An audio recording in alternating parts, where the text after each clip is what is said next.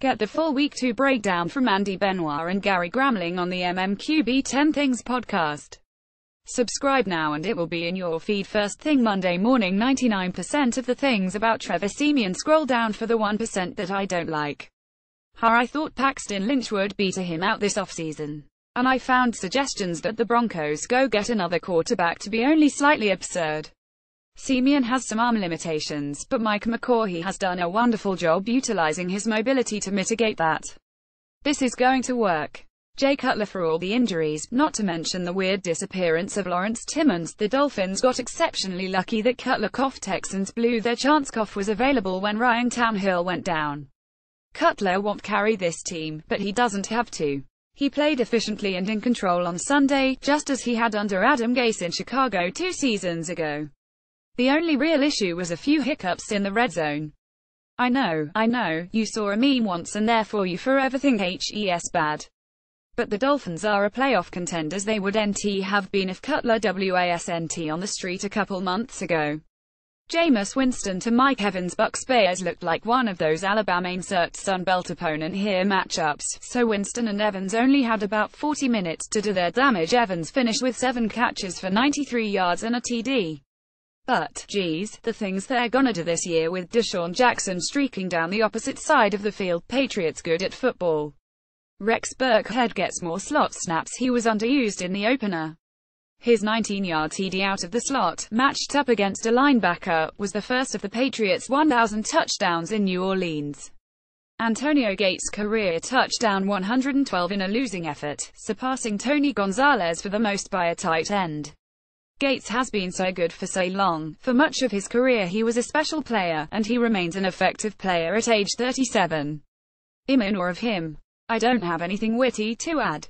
Yes, some of these other things are supposed to be witty. They should make horror movies based on Tyreek Hill's speed. I suppose it would appeal to a limited demographic of defensive backs and defensive coordinators, but still. Alex Smith missed him on what would have been in walk and TD over the defense in the first quarter, but that helped open things up for the rest of the offense. Hill's impact was much bigger than 4 catches for 43 yards. The sequel could feature Martavis Bryant. There it is. He was underwhelming in the opener, but showed off his otherworldly skills, speed and acceleration at his size on the opening TD, a 27-year-old catch and run.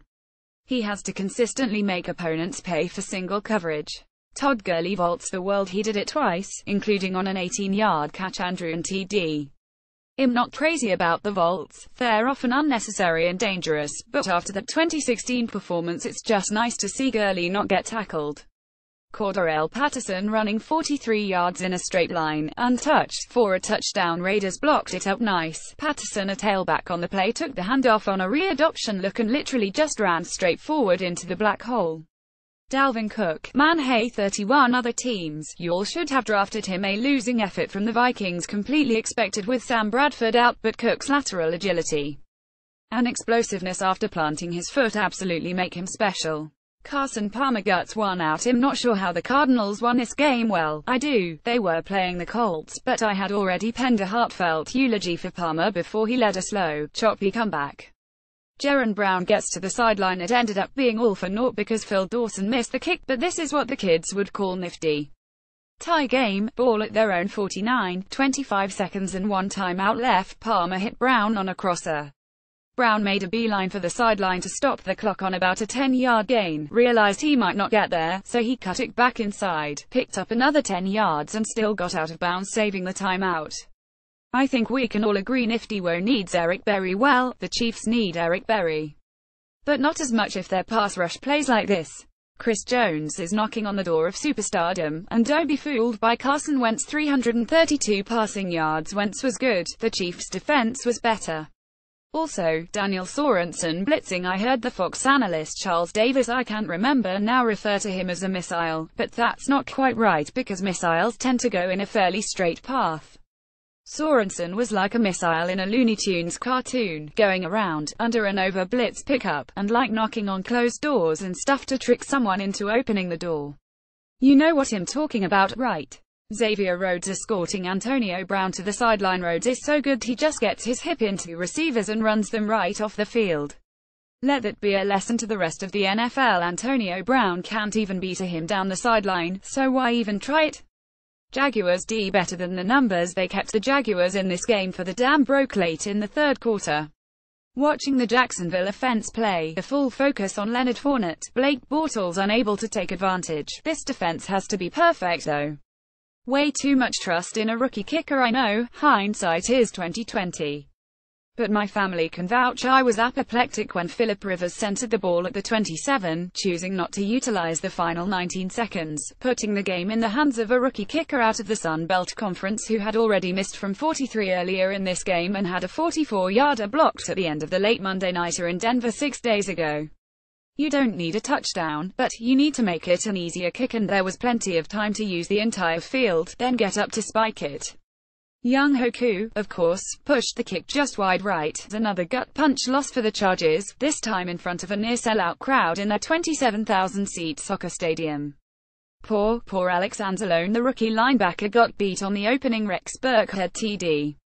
Then, a little later, he was asked to chase Rob Gronkowski, which didn't go well. I know Dennis Allen has his work cut out for him with this young, undermanned Saints D, but, come on. You owe this poor guy a gift card to Coles. Tanner McAvoy, hands like feet, a couple of brutal third down drops for the Seahawks receiver, and there is no margin for error for this offense. If he's not going to catch the ball, maybe try him on the O-line. Washington's blow coverages, it seems like they do this once a week, this time confusion leading to a 69-yard catch and for Rams rookie T. Gerald Everett, setting up the Rams' first touchdown. Kicking themselves in Philly, the Chiefs' defense forced mistakes, but the Eagles made some crucial mistakes at the end of the first half. With the game tied 33 and less than 90 seconds to go in the first half, Darren Sproles coughed it up on a punt return, setting the Chiefs up with a short field and eventually a free 3 points. Then, after a lucky bounce put the Eagles in range for a chip shot field goal at the end of the half, rookie fill-in kicker Jake Elliott, after being iced, shanks a 30-yarder at wide left. You don't win a game at Kansas City doing that.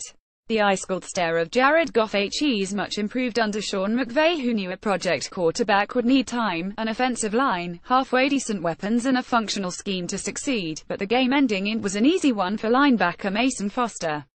Goff stared Cooper Kupp down. Stared him down like he was doing a Blake Bortles impression. Trevor Siemian takes the worst sacks last Monday. He took back-to-back sacks, the second one a 13-yarder, to turn a fourth-quarter red zone possession into a 50-yard field goal attempt which Brandon McManus missed, keeping the Chargers in the game. Today in the second quarter, he tried to escape straight back on the 3rd and 9 from the back of the red zone, taking a 13-yard loss and turning a 37-yard attempt into another 50-yarder. He got lucky twice in this case. McManus hit the long attempt, and a 15-yard leverage penalty gave the drive new life and they ended up scoring a touchdown. Still, young guys gotta break that habit. He's giving the bad name to Northwestern grads everywhere. Kai Forbath and Pats make an extra point. Guy Forbath is 19 for 19 on field goals since taking over for Blair Walsh in Minnesota, but on Sunday missed his 5th Pat in 9 games as a Viking. Sad Travis Kelce, gifting field position again. Listen friend, you know that after every touchdown your team scores, 7 officials immediately turn to look at you with hands on flags. So the Eagles started with at least, assuming a touchback, an extra 9 yards of field position and finished the drive with a rookie kicker hitting a 40-yard field goal to tie the game in the fourth quarter. Luckily for him, Travis Kelce bailed him out with a go-ahead TD, Cam Newton missing a gimme game-sealing TD. The Panthers were first on goal on the 1, leading 63, on the verge of sealing an ugly home win over the Bills. They were stuffed on 1st and 2nd down. The 3rd down play was the sum of all fears regarding this offense. Newton rolled right and Christian McCaffrey broke wide open on the goal line. The throw only had to travel about 12 yards, and Cam managed to miss it by a mile, high and wide. The Panthers settled for 3, and if Tyrod Taylor and Zay Jones connect on the Bills' final play, Jones was open on the goal line, the ball scraping off his fingertips. The Panthers would be 11 with a home loss to one of the NFL's worst teams, with Greg Olsen's status up in the air after a non-contact foot injury update. Broken foot. Marshall Yanda injury is completely devastating. The Ravens are for real on defense, one of the top 5 in the NFL again. But this offense is littered with question marks, especially on the offensive line. Yanda was crucial for them. Jets allow Cordarrelle Patterson to 43 yards in a straight line, untouched, for a touchdown. I thought the offense was supposed to be the embarrassment for this team. Icing kickers will always be a thing, fresh off the heels of the Broncos icing Young Hoku before his make, then blocking his second attempt in the MNFL late-nighter. Week 2 saw the Chiefs successfully icing Eagles rookie Phil and Jake Elliott on a 30-yarder at the end of the first half, and good old Phil Dawson getting iced by the Colts at the end of regulation. So this thing that we all hate will be a part of the game forever now. Calls for Mitch Trubisky if you think it's a good idea to play a project QB well, before HES ready, for an 0-2 team that has no starting caliber wide receivers that have 4 healthy limbs, then you're also probably the kind of person who thinks it's a good idea to drop heavy, blunt objects on your bare feet. Joe Thomas, he played his 10,000th consecutive snap and HES a great dude, video evidence below. Russell Wilson's Atlas impression in Seattle. The Seahawks were a mess. The defense suffered a couple of big lapses against a 49ers offense that is bad at football. The receivers couldn't catch. The offensive line still couldn't block. They would have lost this game in humiliating fashion if not for Wilson taking over on a fourth-quarter scoring drive, their first touchdown of the season. It was playground ball because it had to be playground ball, and the game-winning, 9-yard TD to Paul Richardson was the kind of play that only Wilson can make. The size of the hole Kareem Hunt ran through on his 53-yard TD run, it was 4 miles wide if it was an inch. Tyrann Mathieu saves the Cardinals like Ernest saves Christmas. If the Cardinals can manage to hang around while they wait on David Johnson, I don't think they'll be able to, but if they do, Mathieu's pick of Jacoby Brissett on the first play from scrimmage will be why. The Broncos are Super Bowl contenders again. Siemian's improvement is the biggest reason. But the defense seems to have ironed out some issues it had last year and, even without TJ Ward, is an elite unit. The AFC West is going to be incredible this year, and the Broncos, Chiefs, Raiders and Steelers and maybe Ravens are all capable of dethroning the Patriots in January. If anyone in the Pacific Northwest is willing to block someone, contact John Schneider immediately. Tom Brady will live forever. The Patriots didn't need to jump out big early to win in New Orleans, but it sure helped take a lot of pressure off a shaky run defense. But they did anyway. Granted, the Saints aren't great, but Brady was on point all day. The Panthers, 20 but they were lucky to hold on in what should have been a confidence builder kind of day against a Bills team that not only lacks talent but plays a defense with which the Panthers should have been extremely familiar. The warning signs are bright, and Garrus question a comment, email us at talkback@thememqb.com.